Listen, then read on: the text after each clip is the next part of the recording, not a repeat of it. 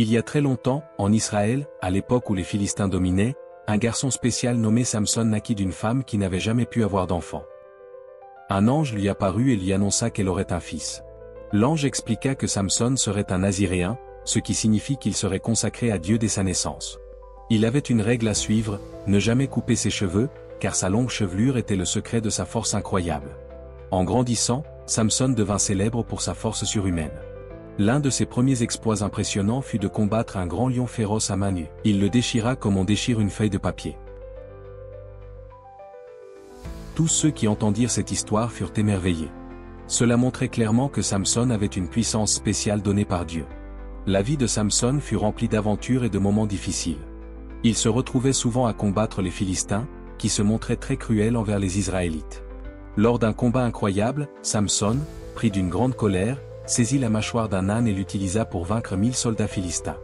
Sa force était incroyable, et tout le monde savait que c'était un don de Dieu. Mais Samson avait un grand point faible qu'il ne voyait pas venir. Il tomba profondément amoureux d'une femme nommée Dalila. Les Philistins découvrirent cette relation et utilisèrent Dalila pour tromper Samson. Ils voulaient connaître le secret de sa force. Dalila tenta à plusieurs reprises de l'obtenir, et finalement, Samson lui révéla que sa force résidait dans ses cheveux.